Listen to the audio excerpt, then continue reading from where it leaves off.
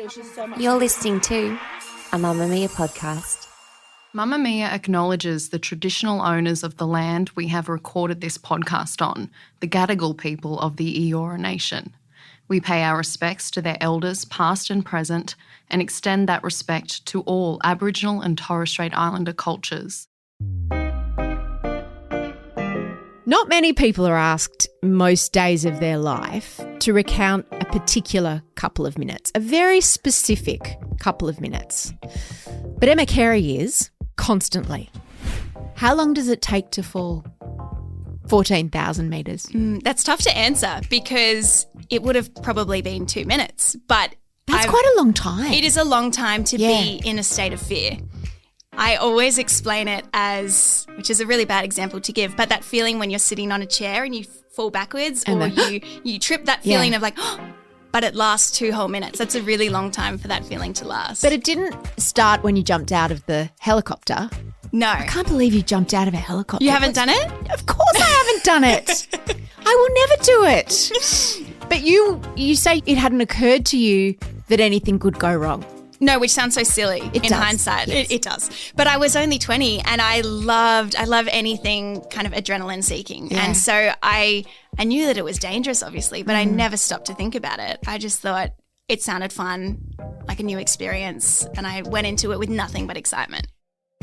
Emma had just turned 20 and she was travelling through Europe on a holiday with her best friend in the world when they decided to go skydiving in Switzerland. And like any adventure-loving young person, she wasn't really focused on the possible danger or the consequences if things went wrong, just what an amazing experience it would be. However, as the ground rushed up to meet her and she wasn't getting a response from her instructor, who she was strapped to, and there was no parachute in sight, she knew something was really wrong. Emma hit the ground. And as you might have guessed from the fact that she joined me for this interview, she survived. Miraculously, she didn't even lose consciousness. So she remembers every single detail of that day. I knew that it was up to me to go and find help. And it was in that moment when I tried to roll over to get him off me and I tried to stand up that I realised I was completely paralysed from the waist down. And that's not even the half of Emma Carey's incredible story, because it's what happened next that you really won't believe. From Mamma Mia, I'm Mia Friedman, and you're listening to No Filter with Emma Carey, the girl who literally fell from the sky. How many of those 2 minutes were fun?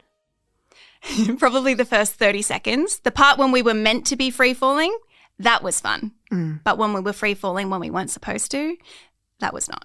I imagine because it was the first time you'd done it, you didn't have an instant realisation that you were in trouble. How long did it take for that realisation to dawn? So I felt a tap on my shoulder, which means we need to cross our arms over our chest, and that's when they pull the parachute. So I was expecting it straight after the tap on my shoulder. So you'd been taken through it in a bit of a rehearsal. Yeah. And when I felt the tap, the next thing I felt was my hair being pulled backwards. And I didn't initially think that something was wrong. I just thought, that's so weird. No one has warned me that it hurts. Were you wearing a helmet? No. So I just thought it was so odd that no one had told us about that. And why was your hair being pulled backwards? So I didn't realise at the time, but the cords of the parachute had got tangled and wrapped around the instructor's neck, and in doing so, they also grabbed my hair and pulled that backwards. But I didn't know what it was at the time. And so we're still falling thinking, wow. Yeah, I was still thinking, amazing. I was like, oh, it's a bit weird. And I was yelling out to the instructor just saying, oh, are you okay? Like, is this supposed to happen? And he wasn't responding. And in the beginning, I thought maybe he just can't hear me over the sound of the wind. And then as more time went on, and this all would have been like within 10 seconds that I had all these realizations, and he wasn't responding and we were still falling the same speed, I very quickly realized something was wrong. And then the moment that really cemented it was I saw a red parachute tangled up in a ball in front of me while we were still falling, rather than above us and open to slow us down. Did he say anything to you at any stage on the way down? No, so he was unconscious the whole time, which I didn't realize. And I thought, I didn't even know if he was attached to me anymore because I couldn't move my head at all because it was pulled back by the cords. So I couldn't see him. I couldn't hear him. I honestly didn't know if I was just falling by myself. And why was he unconscious? because as the cords came out, the emergency parachute and the main parachute got tangled together. And in doing so, the cords also wrapped around his neck and strangled him. So he was unconscious the entire fall. You talk about a second earlier it would have been fine, a second later it would have been fine. Was human error involved? Yeah, and he admitted so. So he forgot to wear his altimeter, I never know how to pronounce it, the thing which tells you how high you are and at what altitude you need to pull the parachute. So he forgot to wear that. And so he pulled our parachute too late. He forgot, yeah. But I think that as an experienced skydiver, so I've heard they don't even use that sometimes. They can just tell how high they are because they've done it so many times. But there are a few other factors involved, like it was cloudy that day, so we had to jump under the clouds a bit lower than a normal height.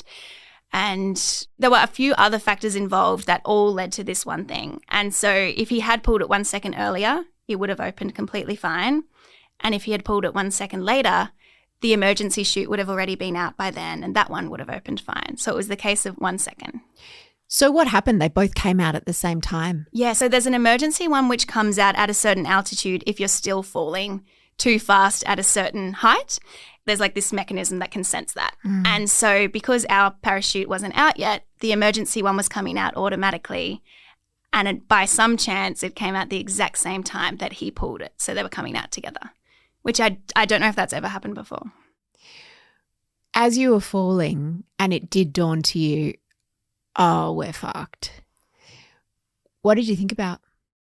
So yeah, this is where time warped because although it was only maybe 2 minutes or less, I had so much time to think. I remember having so many different streams of thought. The main one was I felt this deep sense of regret that I had lived 20 years and I'd never once taken a moment to stop and think about how thankful I was to be alive. I was quite a pessimistic person and I just took everything for granted and I was just kind of plodding through life. I didn't wake up excited for the day and I just thought, what a shame that I'm only realizing just how much I want to live and just how much I want to experience when I only have 10 seconds left. Did you think about people? Yeah. I thought about my friend Gemma, who was jumping after me. I thought how she was going to have to find me on the ground. I thought about my friends and family, and I had a partner at the time, so I thought about him.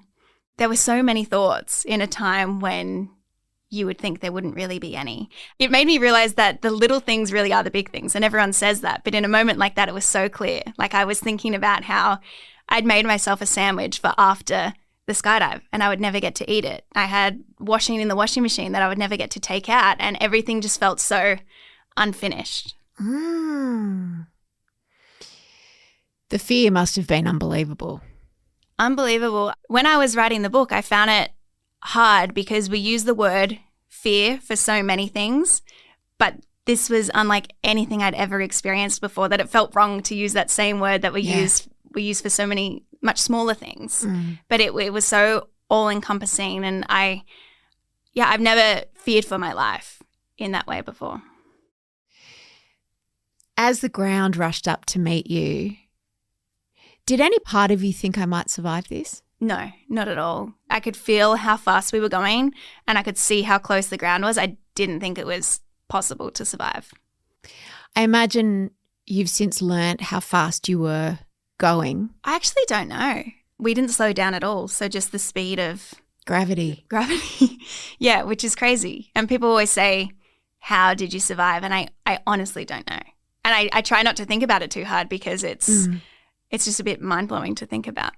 Instinctively, as the ground came up, did you put your hands out in front of you? Did you pull your legs up? What did your body do? I pulled my legs up. I kind of went into like the fetal position. I just curled up into a ball. And actually that could be what helped. So no one has said this in any of the investigations, but the more I've thought about it, I think perhaps what did help us was the fact that the skydive instructor was unconscious.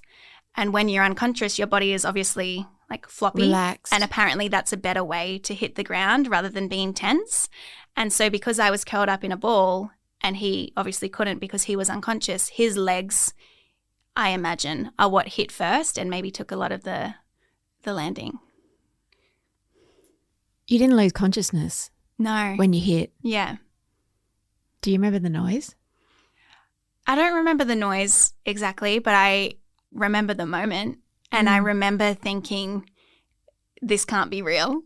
It just felt so surreal and so it felt like a movie. I was like, as if skydiving accidents happen in real life. Like, that can't be true. That doesn't happen to me. And I was on this European holiday. So, and when you're on holidays, you're not really thinking about consequence. And I just felt in complete shock before I could even register any injuries or anything. I just remember thinking, this isn't real.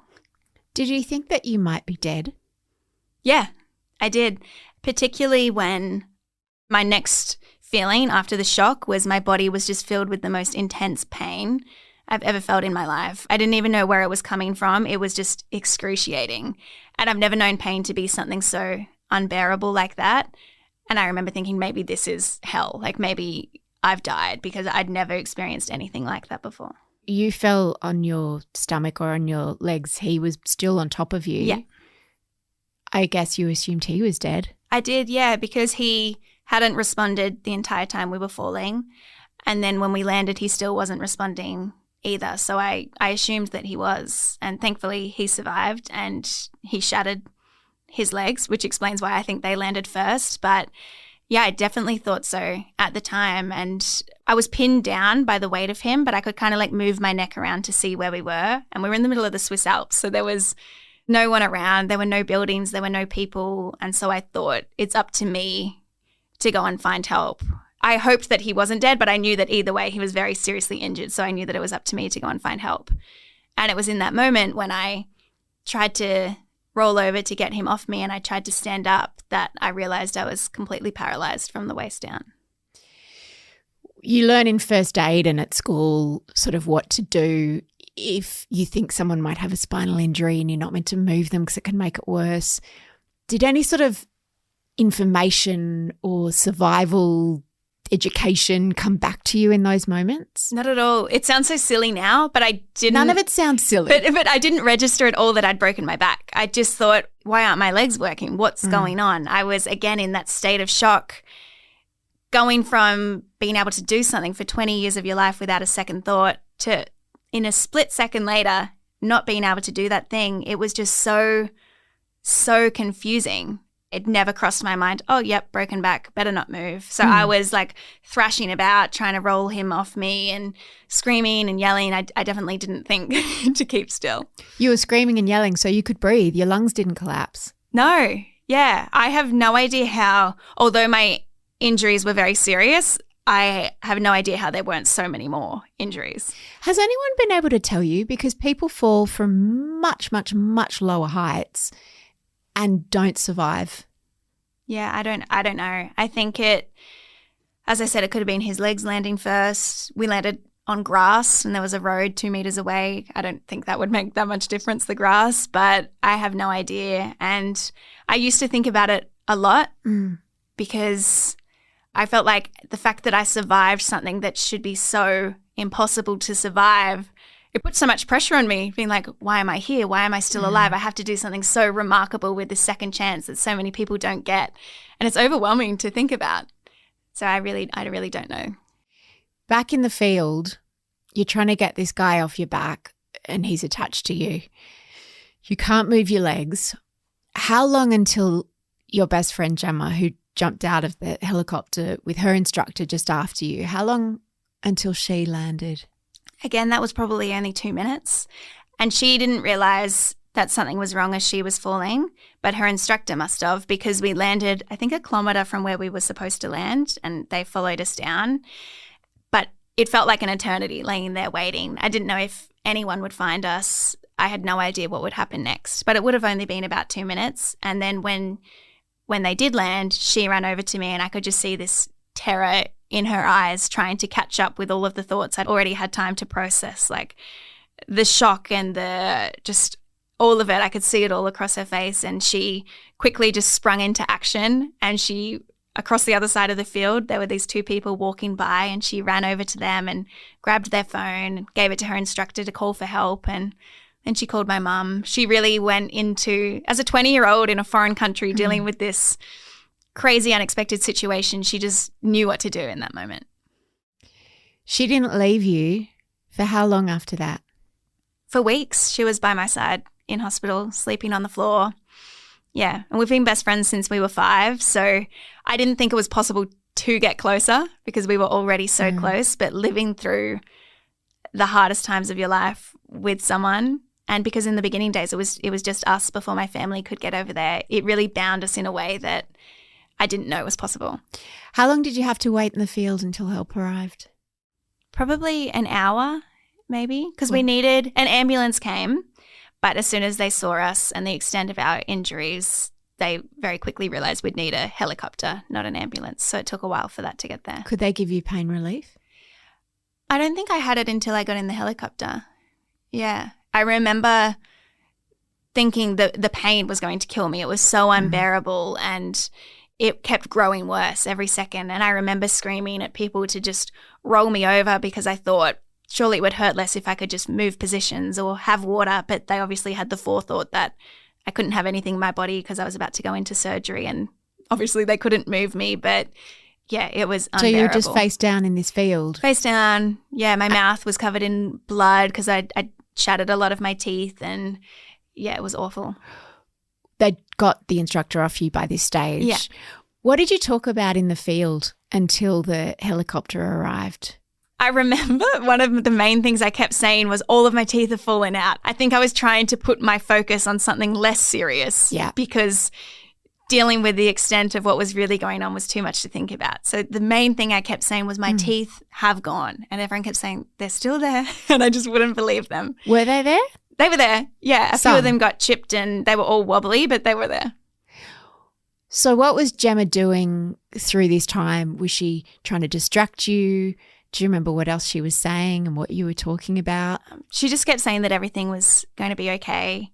And she called my mum. So she was already organising things back home and telling people. Could you hear her talking to your mum? Yeah, and she put my mum on the phone actually. And your mum. I know. And it was about 11 p.m. in Australia on a Sunday night or something. So my mum had thought we were joking because we'd been friends forever and we always used to just play pranks and just always loved to joke. When Gemma called her, she genuinely thought she was joking. Did she know you were going skydiving? I think we'd called her earlier that morning, to tell her. And did she say don't do it? Probably, yeah. She's definitely not one for those kind of things. What did she say to you when Gemma put her on the phone? Well, I remember as soon as she heard my voice, she could hear it in my voice that it was real, that we weren't joking. And I can't really remember what exactly she said, but I just remember it made it all feel so real because up until that moment, it had just been me and Gemma and all of these strangers around us that I didn't know.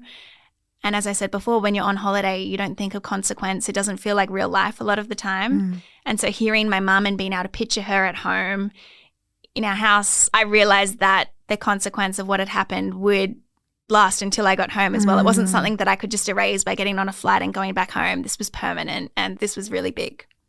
Did you cry hearing her voice? Yeah, I think I was crying the whole time I was laying there. You spent about a month in hospital. What was that month like? What are your memories of it? I remember the first 2 weeks, my memory is really hazy because I was on such strong painkillers. Thank God. Yeah, thank God. Yeah. I remember as soon as I got in the helicopter, they put painkillers in my veins and they worked so well that I was laying in the helicopter looking out the window thinking, this is lovely. This is a great way to see Switzerland. We didn't even have to pay for this flight. Were you at all nervous getting back in a helicopter and being high up? No, I was loving it by this stage. I thought, and it made me realize that you can feel joy and laugh in your hardest moments. And I'd never felt that contrast before in my life. Were you aware that going, oh, this is lovely, was a ridiculous response to what was going on? I just thought, what am I doing? Yeah. How am I laughing right now? But it's possible. So the first 2 weeks was very hazy. And I think once they started to turn down the painkillers and I could think with a lot more clarity, I remember waking up one morning and having this kind of like an epiphany because up until that moment, I'd been so devastated and depressed and I thought there wasn't a single thing worse that could have happened and I thought it was all awful. I couldn't see any silver lining to any of it, which is very natural after something like that, so immediate. But 2 weeks later, I woke up and I remember looking around the hospital room and nothing was different. My legs were still paralyzed. I still had my catheter bag attached to me. It was all the same, but something in me felt different. And it was just this realization that what had happened. And no matter how much I wanted to take it back and how much I wish I could undo it, I never could. So there really wasn't much use in laying there and trying to turn the clock back for the rest of my life and just resenting this one single thing. And so I realized that I had a choice. And like my memory of this is so clear. I remember laying there and vividly thinking, you can be paralyzed and depressed and miserable, or you can be paralyzed and try to create a fulfilling, exciting life regardless. But either way, I'm going to be paralyzed. So it's up to me to control the things that I can control. And from that moment, I saw the whole thing completely different. And I think what really helped me through was the fact that I was awake for the entire fall and when I landed, because even though that was awful at the time, I will always have that very vivid memory of how it feels to think I only have 10 seconds left to live and that strong yearning I had to survive. So even though things were hard in hospital and in the years following, above all of it, I just felt so lucky that I even got to be experiencing it. So you were aware of the reprieve in a way, because a lot of people, if they have a sudden accident, they're not aware that it's happening in the way that you had those agonizing seconds, but you're saying perversely that was what gave you some form of gratitude afterwards. I think so, because not many people would have the experience of a whole minute thinking you're about to die. That's a really long time to be able to ponder that. And so I think that really did help me, even though it's not a great memory. I think it did help in the long run. Was there a single person who said to you, like in a movie or a TV show, Emma, you are never going to walk again? Yeah, but it was far less dramatic than it seems in the movies. I remember this doctor came in one morning and they speak Swiss German over there, and the doctors could speak English but not all fluently. And he was listing all of my injuries and in passing said, you've got a spinal cord injury at L1. The messages can't get from your brain to your legs, and because of that, you'll never walk again, and this is permanent. And then he just moved on to the next thing. And it was so casual that I thought it was a prank. It didn't feel real. I always imagined that moment people would sit you down and like kind of crowd around your bed, and it would be this really impactful, special moment where people like, feel free to cry, like let it out. Here's how we're going to deal with this. But there was none of that. It was just so casual. And then he left the room. I was like, I don't know what to do with. Was anyone with you? In my memory, I'm alone. There might have been other people in the room, but in my memory, it was just, I felt very alone. Did you say to him, hang on, wait a sec, can you just go through that again? Or were you in still a little bit out of it? How soon after the accident was this? This was probably 2 days afterwards. So I was still a bit out of it, and it was such a shock. I just shock on top of shock. Shock on top of shock. I feel like I couldn't even speak. I couldn't register what I was hearing, and I didn't believe it. And when I say that to people, I think they think I mean it in a way of like, if you believe you can do it, you can do it. Like if you don't listen to that, then yeah, right. But it wasn't like that at all. I just didn't believe it because I'd been able to walk for my whole life. Yeah. Of course I would walk again. You couldn't process it. I couldn't process what it meant. Did he keep having to tell you? Like, how did you end up accepting it, and who did you ask all your questions to? Well, while I was in Switzerland, which was a month, I feel like I didn't really get any answers because I couldn't have a full conversation with any other doctors or nurses. So I was really excited to go back to Australia in the hospital there and be able to really sit down and talk to people and understand what it really meant. But as more time went on and my legs weren't working, it just slowly started to sink in. And I think I just needed time to catch up to my new reality because it was all so sudden. So before I even got to Australia, I had realized how serious it was and how permanent it was, and it had kind of started to catch up to me. After the break, I asked Emma the question that you're probably already thinking. How come you can walk? And the answer may not be what you expect.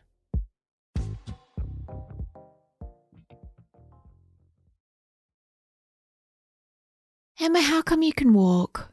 How come you walked in here and can walk in the same way that I can walk? And I've never had a spinal cord injury. I've never been told what you were told. I've never fallen from the sky. So this is one of those things that I feel very passionate about answering this in the right way, because a lot of very well-intended people will say to me, it was because of my positivity or my resilience or determination, whatever it was. And yeah, I was so determined in physio and I tried so hard and it was a lot of hard work, but that's just not the case at all, because I have so many friends and I met so many incredible people over the years who, both paraplegics and quadriplegics, who are the most inspiring, positive, driven people, and yet they haven't got back up out of their chair. So if it came down to that, absolutely everybody would be up walking again. So it's not for lack of trying that the people who can't it's walk not something that wanting. You can manifest and believe hard enough and it'll happen. I think it is just honestly pure luck in the way that my spinal cord was damaged. That's all I think it is. When did it occur to you that it was even a possibility that you might walk again or that you would regain any function? Yeah, once I got back to Australia, the movement started coming back, but very slightly. So first I could move my toes and then my foot. And over the weeks and months, it just slowly progressed. So at first I could use a walking frame that I would lean my weight fully onto and I could just drag my legs under me.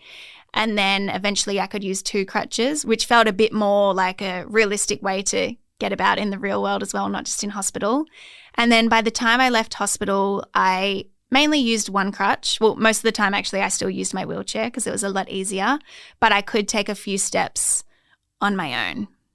Over what period of time did this progression happen? That was about 4 months that I was in hospital. And then for the next year and a half, I still used 1 crutch, mainly because my balance is really tricky, even to this day. So I never realized that it would be possible to get movement back, but not the sensation. So even now, 9 years on, I still can't feel anything from the waist down. I still don't have bladder and bowel control. All of the other aspects of a spinal cord injury are still there. But yeah, the lack of feeling makes it hard to balance because you can't tell where your feet are in relation to your body or the ground.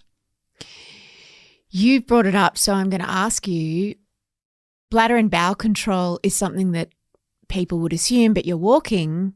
Why do you need a catheter and why can't you control bodily functions? Yeah, it's just that part for me never healed. And spinal cord injuries are all so unique, I've learned. So I know people who can't move anything from the neck down, yet they still have bladder or bowel control. Or I know people who can feel their legs entirely but can't move them. There's so many different variations of how it can affect people. And for me, the bladder and bowel function never came back. So I needed to learn to use catheters and enemas. Not only can I not go, but I also can't feel when I need to go. I can't even remember how that feels. Yeah. You had a boyfriend when the accident happened. Yeah. I mean, you were 20, and I don't want to be patronising about being 20 in love, but how long had you guys been together? We'd been together for 3 years. So that's a really long time. Yeah. Like it wasn't, we met in a club while I was in Europe. And yeah, it was a long time and it that's did a feel really long time. It felt really serious. Even though in hindsight we were so young, at the time it didn't feel like it. It felt like this is it. Of course. Yeah. He wasn't with you in Europe when you had your accident. When did you first speak to him afterwards? I think that day when I was in hospital, I kept asking for a phone. He was the first person that I wanted to call when I hit the ground. And he was your person? Yeah, he was my person. He's who I would have got the most comfort from at that time. And I don't remember that conversation, again, because of the painkillers. I don't remember a lot of the conversations I had with him while I was in hospital, but I didn't see him again until I got back to Australia. How did your relationship develop from when you got back? I remember seeing him for the first time and instantly knowing that we weren't going to last, because I imagined how I would feel if the situations were reversed and the urgency that I would feel to see him after something that scary happening. And were you like so wanting to see him? Oh, absolutely. I'd been waiting for this moment ever since I fell, and I could just feel the contrast of it when he walked in the room and was very casual. didn't run over to me, didn't give me – it wasn't this world-stopping moment that I imagined it would be. And when you just – I couldn't admit it to myself yet, but you can just feel it. I knew I knew that we were done. Like when you said when Gemma walked over to you in the field and you could see on her face what you needed to know. Yeah. That was then mirrored when you looked at his face. Yes, exactly. Again, really bad news. Yeah. That you saw in his face. Yeah. I imagine you didn't want to accept that. So then what happened? I don't think I could let myself think about it because there was so much else going on. Oh, and one more, piece of heartbreak while you were trying to deal with everything. Yeah. But eventually, it's probably a few weeks later, maybe a few months after I'd been in hospital. Well, I was still in hospital.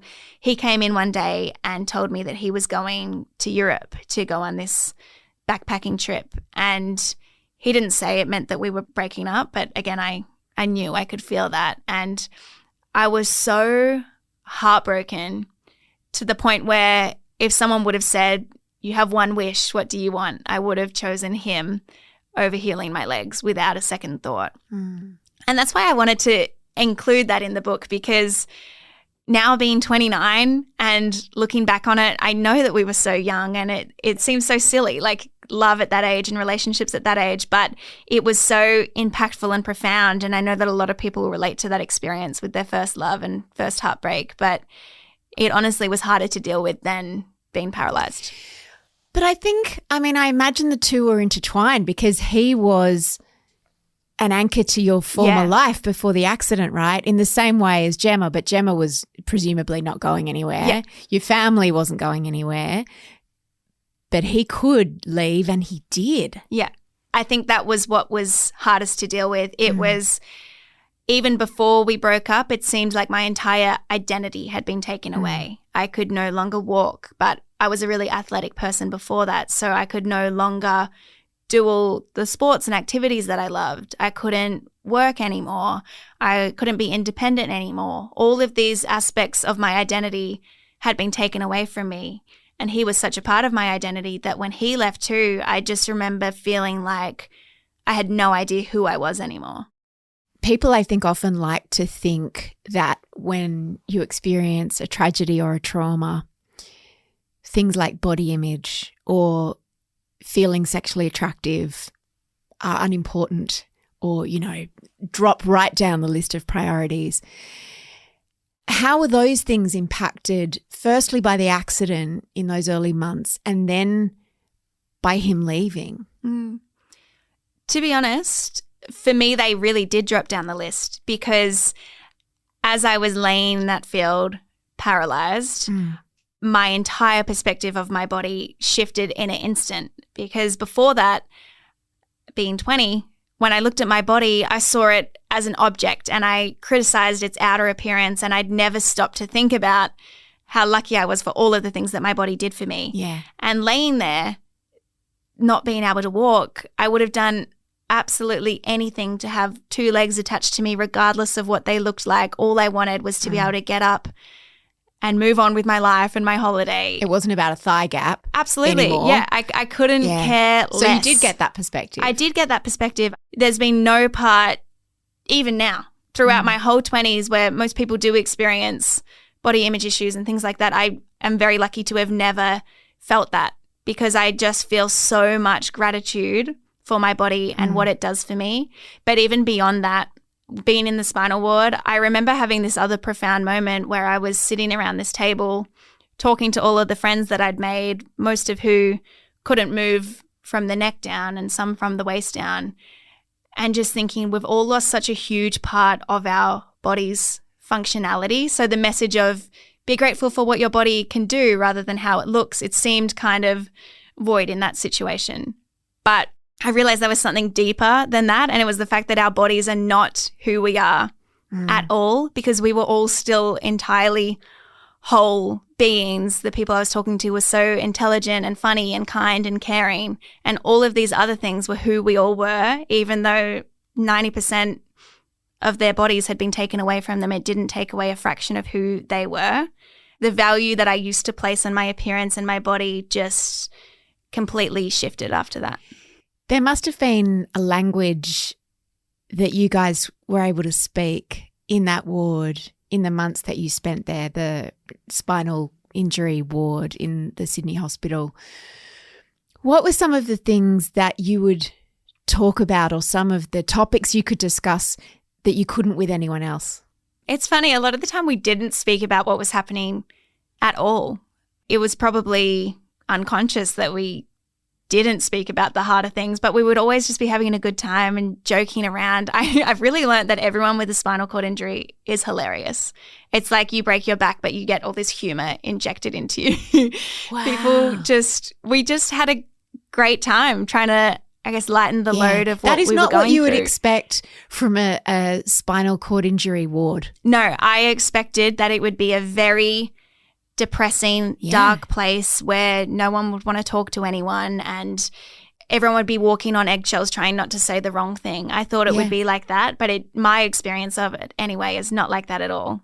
I really enjoyed my experience in there. I made lifelong friends and living with people who were going through the hardest moments of their life at the same time I was, it just creates these really special bonds. Forged in fire. Yeah. You had a really unique experience in that you were a wheelchair user and then you weren't. What did you learn about, visiting the disability community? Of course you are still part of that community, I assume, and you identify with that community, but you're a rarefied part of it in that you are able passing. Yeah. Yeah, I think it's a very unique experience, and particularly because I've been using a wheelchair. There was 2 separate times where I used a wheelchair for a year. 3 years later, or maybe 4 years later, I was in a wheelchair again because of a wound that I had in my foot. So I had the experience. How did that wound happen? Well, because I can't feel my feet or my legs, a problem with that is that I can't tell if I'm in pain. So I imagined that I must have stood on something, but because I didn't know, it went for maybe hours without me realizing, and it would have been getting worse and worse. And then I had a cast put on it by a orthopedic surgeon, which I don't think was the right thing to do because that made the wound far worse because it was just getting hot and sweaty and it wasn't a great environment for it. And because my legs don't work in the same way that they used to, healing takes a lot longer as well. So it took a year to heal something that would probably normally take a week. But so, I went from walking to wheelchair to walking to wheelchair to walking again. So did you think that second time in the wheelchair, this is it, or you knew it was temporary? I knew it was temporary, but oddly, I found that more difficult to deal with because in the beginning, in hospital, I very quickly accepted that I might live in a wheelchair, and I was genuinely okay with that because my priority in hospital was always my mental and emotional health. I wanted to make sure that I was okay whether or not I was walking again. I didn't want to put my whole focus on walking again because it felt risky to focus on something that might not happen for me. I didn't want to be relying on that one thing. But then the second time, I found it more difficult, I think because I had been so appreciative for getting back up on my feet and I thought that I'd gotten out of this situation and I didn't expect to ever be back in it. So it was much harder mentally to deal with the second time. How did people treat you differently when you're in a wheelchair and when you're not? The main thing that I noticed is that people were kinder to me when I was in the wheelchair. Which, funnily enough, pisses you off. Yeah, which sounds like it would be an amazing thing, right? Yeah. And in the beginning when I was in hospital and I was really struggling and I was so nervous to go out in my wheelchair because the world's so different from a different height, I really appreciated people giving me this patience and generosity that they didn't give me when I was on my feet. But as more time went on and I was no longer struggling and I was absolutely thriving, even though I was living in a wheelchair and people were still treating me cautiously, that's when I realized that although a lot of the time people are very well intended with their kindness, a lot of the time it's pity, not actual kindness. Because people would kind of look at me and assume that my life sucked just because I was in a wheelchair. And that's why they would give me all of this extra help and this extra kindness. And it was funny when I got to the stage of recovery where I could choose on the day whether I would use my wheelchair or my crutches, depending on how far I had to walk. So I would use both throughout the same day and I would have a totally different experience in the world, even though I was exactly the same. Exactly the same person. You got into a fight with a guy in a bar. I really did, yes. Why did you do that? I didn't go in depth into the book at how angry I got at this man in the bar, but I was really riled up. So I was with my friend Sam, who uses a wheelchair, and we were just having a great time. Were you using a wheelchair at that time? No. And this man came up and just gave him a $100 note. And immediately I knew where this was going and I knew what it was for. Was Sam busking? No, he was innocently sitting in the bar having a good time with his friends. So there was no reason for it. And so I said to the man, what's the $100 for? And he said, and I'm not normally a confrontational person, so I must have just been in some kind of mood where I was ready. And he said, I think he's really inspiring. And I said, how do you know? And he said, well, he's out at the bar. And I said, so are you. Is that so amazing? And he said, well, I think he's really inspiring. And he had nothing to base that off besides the fact that he was in a wheelchair. And I said to him, like, this could be the shittiest, cruelest guy in the world. You have no idea, but you're assuming that he's this inspiring, amazing guy, and it's such an achievement that he's out of the house just because he's in a wheelchair. And my friend is the most incredible, inspiring guy. He just went to the Paralympics and he has so many amazing qualities, but this guy didn't give himself a chance to know that side of him at all because all he could see was the wheelchair. And by giving him $100, I think the part that annoyed me most was that he would have looked back on the situation, and when he tells his friends, he would have thought, I did this amazing deed. I gave this guy in a wheelchair $100 to make his day. And it's just condescending. He took Sam's power away, didn't he? Yeah. He didn't at all give himself a chance to know him. He assumed that he knew everything about him just by looking at him. I'm not going to defend that, but I'm going to play devil's advocate and go back to something you said earlier, which was you take for granted not being able to do things spontaneously and the world being a more difficult place to navigate. Yeah. Could that guy have just been like, wow, I just came here and went to the bar. This guy had to navigate the world that is set up for able-bodied people, and good on him. Yeah, that is true. And I think it was the giving the money. Maybe think that in your head. Yeah, it was the giving the money, and it was the way that he went about it, like just kind of like handing him the money and moving on with his day, as though it was something to make him feel better. And what did Sam do? Well, Sam was really drunk, so he just took the money and we went to Macca's. Got the next round. Yep. He was like, Dulce, just let us keep the money. It's fine. But I was worked up. You must get that all the time. You're so inspiring. You're so inspiring. Which is a lovely thing for people to say, right? The pressure, like the miracle, you fall from the sky, exactly. now you're inspiring. I'm like, I feel I need to be this. What if I just want to sleep in? Yeah, exactly right. It's wonderful to be called inspiring, and it's amazing that people can think that, but I always hope that if people say that to me or to anyone, they're inspired by the things that are within my control. Like, as I said before, surviving a free fall, not in my control, some kind of miracle, learning to walk again, not in my control. And so I don't want people to be inspired by those two things. Yeah. I think it's so important what you said about not giving people false hope, because are there lots of people who are like, well, Emma walked, she fell from the sky and she can walk. Yeah. Maybe you can too. Yeah. And that must also be pressure of another kind, to be that kind of living embodiment of hope that is just not possible for most people with spinal cord injuries. Absolutely. I think a lot of people expected my book to be this kind of instruction guide on how to do it. You can do it. If you believe anything hard enough, you can do it. And I made such a point for that not to be it, because it's so belittling to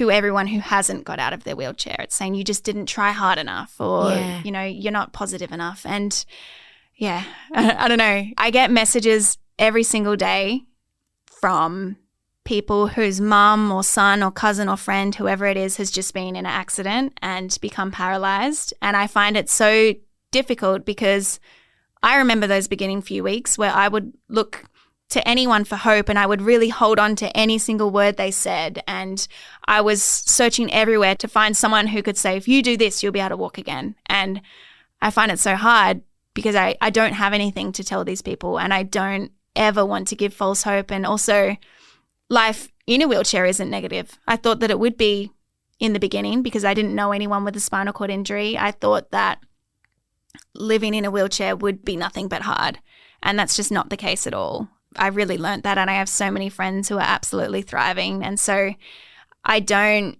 ever want to put out the message that being paralyzed is bad and learning to walk again is good, you know? Well, that is without doubt one of the most extraordinary stories I've ever heard. Can you even believe it? Like the part where she fell from the sky and didn't die and didn't even lose consciousness is just hard to get your head around. I'm so grateful for Emma sharing that part of her story. I had more questions, and we have made a bonus episode for subscribers. I would never get to be the person who could run along the beach every morning or learn to surf or be able to go anywhere without planning how many catheters I need or taking a spare change of clothes because I might pee my pants. There was just so much more thinking involved. Her answers absolutely blew me away, and you can listen to that episode right now by the link in the show notes. The producer of No Filter is Emmeline Peterson. The executive producer is Eliza Ratliff, who is also the boss of podcasts, and sound production is by Madeline Juano. I'm Mia Friedman, and thank you for having me in your ears.